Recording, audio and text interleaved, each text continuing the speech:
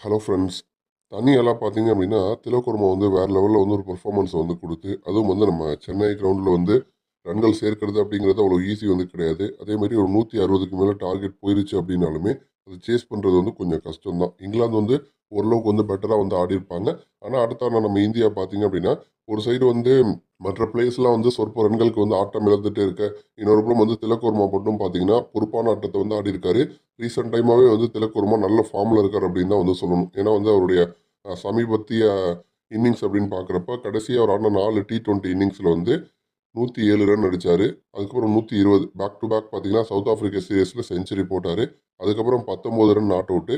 அதுக்கப்புறம் 72 run not out. So இப்போ இந்த 3வது இடத்துல வந்து களமிறங்கி திலக் வேற லெவல்ல பார்த்தீங்கன்னா வந்து ஆடிட்டு இருக்காரு. இந்த சவுத் ஆப்பிரிக்கா தொடர்ல தான் வந்து சூரியகுமார் யாதவ் இந்த மாதிரி ஒரு மாற்றத்தை வந்து பண்ணாரு அப்படின்னு வந்து சொல்லலாம். ஏன்னா வந்து அதுக்கு முன்னாடி 3வது இடத்துல வந்து ஸ்கை வந்து ஆடிட்டு இருந்தாரு. அதுக்கப்புறம் வந்து திலக் 4வது இடத்துல களமிறங்கி தொடர்ந்து வந்து சொதப்பின காரணத்தினால திலக் ஸ்கை கிட்ட போயிட்டு நான் 3வது இடத்துல ஆடுறேன் அப்படிங்கிற மாதிரி சொல்லிட்டாரு. ஸ்கையும் வந்து தன்னோட இடத்த வந்து விட்டு கொடுத்தாரு. அதற்கான பலனை இப்போ நம்ம வந்து அனுபவிச்சுட்டு இருக்கோம் அப்படின்னு தான் சொல்லணும். ஏன்னா 3வது இடத்துல களமிறங்கி தொடர்ந்து வந்து கன்சிஸ்டன்டான ஒரு ஆட்டத்தை வந்து திலக் வந்து கொடுத்துட்டு இருக்காரு. இப்போ இந்த 2வது T20 கேம்ல வந்து இங்கிலாந்து அணியை பொறுத்த வரைக்கும் பட்லர் வந்து 45 ரன் வந்து எடுத்திருப்பாரு. ஜாமி ஸ்மித் வந்து 22 ரன்னு, பிரைடன் கார்ஸ் வந்து 31 ரன்னு. மற்ற பிளேயர்ஸ்லாம் வந்து பெருசாக ரன்கள் வந்து சேர்க்கல. இருந்தாலும் 165 அடிச்சிட்டாங்க. நம்ம சென்னை பிச்சு எப்படி இருக்குன்னு உங்கள் எல்லாருக்குமே வந்து தெரியும். சிஎஸ்கே நடக்கூடிய போட்டிகள் எல்லாம் வந்து 200 ரன்களுக்கு மேலாம் அடிக்க முடியாது. 160, 170 அந்த மாதிரி தான் வந்து அடிப்பாங்க. பிச்சும் அதுக்கேற்ற மாதிரி தான் இருக்கும். ஸ்பின்னர்ஸ்க்கு சாதகமாக பார்த்தீங்கன்னா பிச்சு வந்து இருக்கும். அப்போ 166 டார்கெட் வந்து ஃபிக்ஸ் பண்ணாங்க.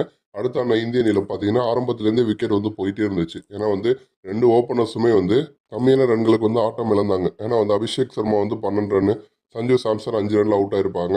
கேப்டன் சூரியகுமார் யாதவ் வந்து 12 ரன்ல அவுட் ஆயிருப்பாரு.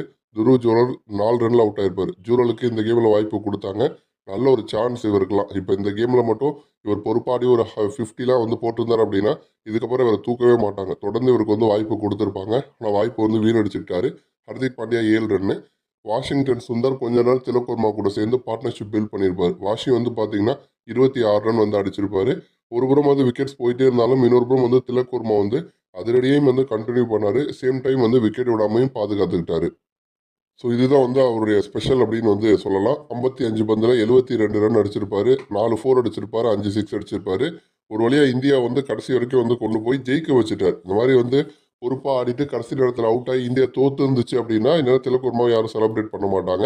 கடைசி வரைக்கும் வந்து தனி ஆளாக நின்று இந்தியா வந்து ஜெயிக்கவும் வந்து வச்சுட்டாரு. ஸோ அதனால பார்த்தீங்க அப்படின்னா கௌதம் கம்பீர் வந்து தான் வந்து கோச் அப்படிங்கிறதையும் மறந்து ஒரு சக வீரர் மாறி மாறி திலக் வந்து மேட்சை முடிச்சுட்டு சந்தோஷத்தில் வந்து பேட்டை தூக்கிட்டு வந்து செலிப்ரேட் பண்ணிட்டு இருக்கிறப்ப கம்பீரே வேக வேகமாக உள்ள ஓடி வர ஆரம்பிச்சிட்டாரு. ஓடி வந்து செலிப்ரேட் பண்ண ஆரம்பிச்சிட்டாரு. ஏன்னா வந்து இப்போ சீனியர்ஸ் டீம் வந்து கம்பீருக்கு பெரிய ஏமாற்றத்தை தான் வந்து கொடுத்துட்டு இருக்காங்க. சொதப்பெல்லாம் வந்து ஆடினாங்க.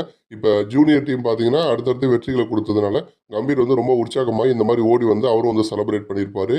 நன்றி.